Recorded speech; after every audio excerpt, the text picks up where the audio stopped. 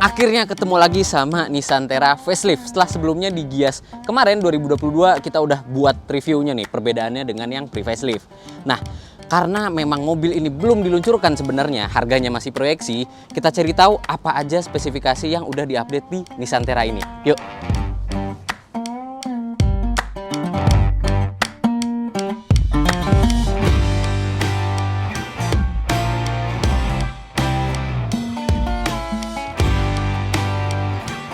Nah, jadi dengan harga proyeksi 725 juta sampai 745 jutaan, si Terra facelift ini tuh emang bagian fascia depannya tuh udah di-upgrade ya. Kalau menurut kita ya lebih ke SUV Timur Tengah.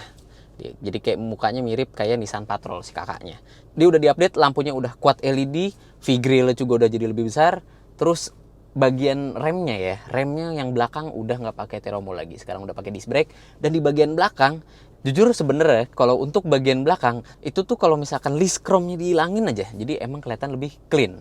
Tapi ya karena gaya apa ya, kiblat desainnya itu ke arah Timur Tengah, jadi emang ya pokoknya bagian eksterior jadi lebih flashy, jadi lebih eksentrik gitu, ala-ala orang-orang Timur Tengah gitu. Nah, lalu untuk interiornya, dashboard udah bener-bener baru, dia udah nggak kayak saudara kembarnya si Navara. Dan trimnya ya yang masuk ke sini Indonesia itu terdiri dari 3 warna, ada hitam, list silver, sama merah. Ini merah marun, merah burgundi ya, karena merahnya kecoklatan nih, dan dia soft touch. Jadi kesannya bener-bener lebih berkelas gitu, dan berkelasnya juga ya eksentrik ala-ala Timur Tengah gitu. Jadi nggak mau yang simple gitu gayanya. Oke, berlanjut lagi. Nah, dia udah pakai speaker Bose, jadi suara entertainmentnya juga lebih enak. Dan untuk head unit ya, ini kalau kalian lihat emang kelihatan kecil, tapi untuk yang masuk ke Indonesia nantinya karena Nissan Terra ini prototype, dia lebih besar nanti 1 inci dibandingkan dengan yang kalian lihat sekarang. Transmisi masih sama, 7 percepatan otomatis AT ya, bukan CVT. Dan dia sudah pakai electric parking brake, walaupun belum ada auto hold. Jadi udah nggak pakai rem mekanikal lagi. Terus di sini ada tombol pelipatan kursi baris kedua, jadi bisa ngerjain kameramen nih sebenarnya. Tapi nanti aja lah, kita coba. Terus ada differential locker sama hill descent control tombolnya di bagian tengah sini. Oke, tersedia 2 cup holder, dan di bagian konsol tengahnya ada colokan lagi 12 volt. Yang sayangnya nih konsol tengahnya nggak dilapisin sama kain bludru gitu ya, atau semacamnya. Jadi kalau misalkan ada barang, rattle. Nah, terus beralih ke bagian bawah, pengoperasian sistem 4x4-nya itu udah bisa flyby. Jadi kalau misalkan kalian sambil gerak, mau pindahin ke 4H ya, ke 4H, itu bisa sambil gerak. Tapi kalau misalkan kalian mau pindahin ke 4Low, itu mesti sambil diem. Itu. Jadi yang cuma bisa dipindahin sambil gerak itu dari 2 wheel drive ke 4H aja. Oke, itu untuk pengoperasian 4x4-nya di Nissan Terra. Nah, beralih ke sampingnya, tombol rear cooler masih ada. Tuh, bagian sini udah ada USB Type A dan USB Type C sama colokan 12 volt.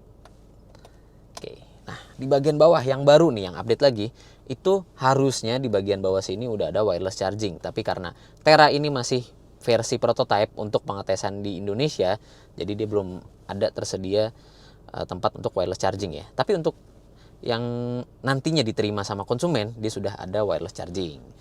Oh ya, kalau kalian ingat waktu Ridwan ngetes Terra yang sebelumnya, itu tuh kamera 360-nya kan ditaruh di bagian spion tengah sini nih.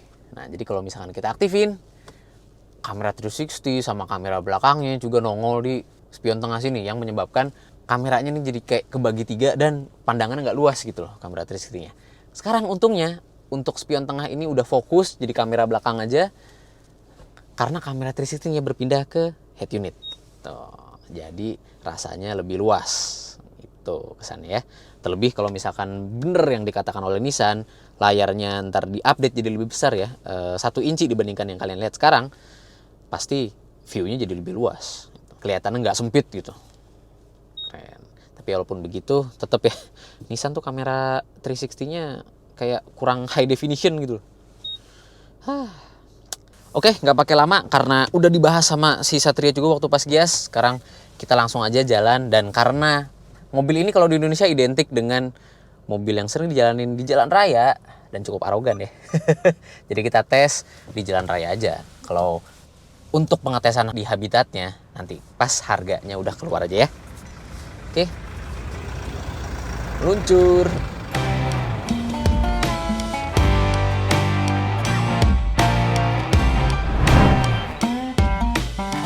Oke, ngomongin soal posisi berkendaranya ya. Pertama, visibilitas. Tentu Nissan Terra memiliki visibilitas yang cukup luas, terlebih dengan kaca-kacanya yang lebar, spion-spion juga lebar nih ya, luas penglihatannya. Dan terlebih dengan hadirnya spion tengah yang ada kamera nih. Jadi kalau misalkan ada penumpang belakang yang menghalangi spion tengah ini, kita tinggal aktifin kamera tengahnya aja. Dan tentu ini kameranya juga jelas ya, jernih. Jadi bener-bener enak untuk segi visibilitas ya si Nissan Terra ini. Lalu gimana soal posisi berkendaranya nih? Wah, posisi berkendaranya sayang setirnya sendiri pengaturannya hanya tilt aja, belum ada teleskopik sama sekali. Sangat disayangkan ya. Padahal kursinya sudah zero gravity seats dengan 14 pressure point yang menyebabkan duduk di Nissan Terra ini memiliki posisi yang netral. Dia bener-bener relax tapi tetap bisa sigap untuk berkendara. Nyaman banget duduk di Nissan ya dengan zero gravity seats-nya. Juga zero gravity seats ini memiliki pengaturan artikulasi kursi yang banyak. Mau maju mundur, mau reclining, mau support pahanya dinaik turunin, itu bisa diatur di bagian pengendara ya. Walaupun untuk pengaturan elektrik hanya di posisi pengendara aja, bukan di posisi penumpang. Penumpang masih pengaturannya itu manual. Nah, ngomong-ngomong soal SUV leather frame ya. SUV leather frame itu emang identik dengan dimensinya yang besar. Tapi untungnya di Nissan Terra ini, kalau bermanuver di tengah kemacetan atau misalkan melewati jalanan yang kecil, itu bisa dimudahkan dengan adanya fitur kamera 360 yang sudah dilengkapi dengan sensor moving object. Jadi kalau misalkan ada motor mendekat atau mobil yang mendekat atau ada objek, kita mendekat ke objek tersebut seperti misalkan trotoar atau tiang atau pot, tanaman, segala macam, itu terdeteksi lewat kamera 360 yang jika sensor tersebut nyala itu otomatis langsung aktif kamera 360-nya. Nah, terus juga adanya informasi ya, off-road ya, di bagian multi information display-nya kita tahu angle dari setirnya nih.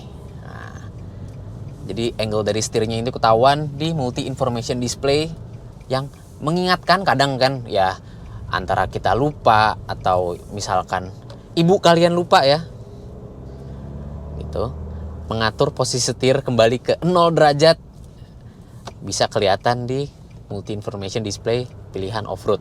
Nah, jadi kelihatan kita belok arahnya kemana, saluran tenaganya kemana. Nah, kalau misalkan kita ganti ke 4H, saluran tenaganya langsung kelihatan. Oh, informasi off-road ya di multi information display itu cukup informatif. Sebenarnya memang mobil ini tuh habitatnya buat off-road, nggak cuma di jalan raya sih. Nanti ya, kapan-kapan kalau misalkan mobil ini kita pinjam, kita bawa ke habitat aslinya. Oke, sekarang juga kita sedang melewati padatnya lalu lintas ibu kota. Kita bahas aja soal maneuverability-nya. Nah, di Nissan Terra ini handlingnya sendiri untuk setirnya memang feedbacknya terasa dan dia bener-bener nggak mati, nggak berasa kayak mobil yang lemah gemulai gitu, nggak. Dia bener-bener berasa mobil yang tangguh, kuat gitu, handlingnya bener-bener padat dan arah setirnya juga jelas terbaca di setir. Jadi kita bisa merasakan rodanya belok kemana ya. Rasanya, feel-nya dapet banget. Cuma untuk kalian yang tidak terbiasa menyetir mobil-mobil dengan dimensi yang besar seperti SUV leather frame Nissan Terra ini, ya memang feel setirnya terasa berat bobotnya. Tapi ya, kalau soal handling, karena feel berat tersebut, jadi mobilnya nggak kabur kemana-mana, itu aman. Ngomongin soal karakter suspensi juga, Nissan Terra ini memiliki karakter suspensi yang berada di tengah-tengah Pajero dan juga Fortuner. Dia nggak terlalu kasar, nggak terlalu keras, tapi juga nggak terlalu empuk, yang menyebabkan Nissan Terra ini memang nyaman ya dijalankan di tengah perkotaan. Jadi benar-benar nggak limbung suspensinya, aman-aman aja. So, untuk maneuverability masih mumpuni. Tapi ya tetap karakter SUV leather frame ya.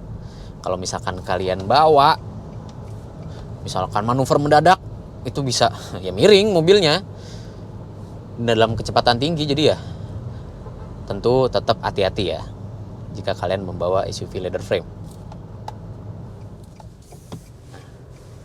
Sekarang mumpung jalanan lagi kosong, kita coba aja tenaga mesin diesel 2500 cc turbo diesel ya. Kita coba. Oh my god. 188 horsepower di putaran 3600 rpm dan torsi sebesar 450 Nm di putaran mesin 2000 rpm sudah terasa ya di putaran mesin awal. Terlebih dengan transmisi 7 percepatan otomatis yang menyalurkan ke roda belakang. Ini masih mode 2-wheel drive. Torsinya memang terasa nendang.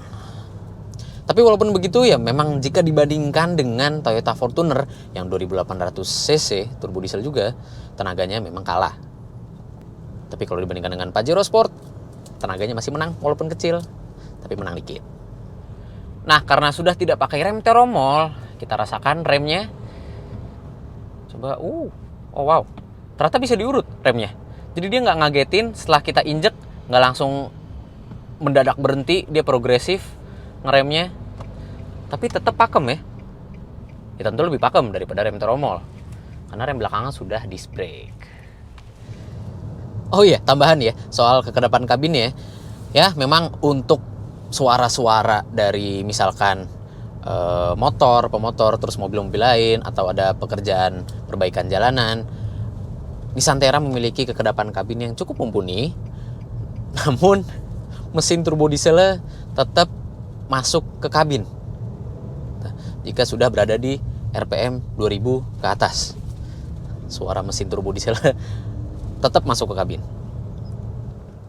Oh ya, ngomongin soal sistem safety-nya juga, di Nissan Terra ini juga diperbarui dengan tambahan sistem forward collision warning, emergency braking, dan juga rear cross traffic alert. Ya, memang tidak banyak. Terus juga cruise control dia tidak adaptif, belum ada radarnya. Jadi memang pembaharuan yang dirasakan pada Nissan Terra ini ya belum semuanya yang ada di Nissan Intelligent Mobility hadir untuk Nissan Terra ini.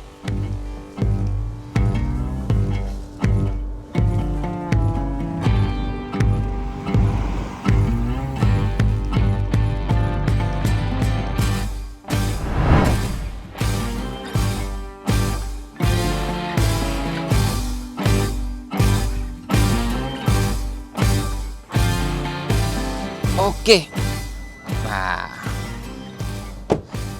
jadi dengan prediksi harga 725 juta hingga 745 juta on road Jakarta, sebenarnya ya kami berpendapat kalau Nissan Terra ini lebih cocok berada di harga 725 juta saja. Kenapa? Karena jika di harga tersebut Nissan Terra masih berpotensi untuk dapat melawan Pajero Sport yang dihargai lebih tinggi dibandingkan Nissan Terra untuk varian 4x4-nya, namun memiliki tenaga yang lebih rendah dibandingkan si Nissan Terra. Tapi walaupun begitu, dengan harga 75 juta, Nissan Terra masih sulit untuk melawan Toyota Fortuner yang harganya lebih murah untuk varian 4x4-nya, tapi tenaga mesinnya itu lebih besar dibandingkan Nissan Terra saat ini. So, kesimpulannya kembali lagi kepada kalian. Mau pilih arogan dengan gaya mainstream atau arogan dengan gaya sultan ala Timur Tengah? Antum pilih yang mana? Tunggu aja kehadiran Nissan Terra ini, tunggu aja harga aslinya. Sekian dari Autorit Max. Kalau kalian suka dengan konten ini, jangan lupa subscribe, jangan lupa tekan loncengnya untuk mengetahui video-video seru selanjutnya dari Autorit Max. Kita ketemu di video selanjutnya. Bye!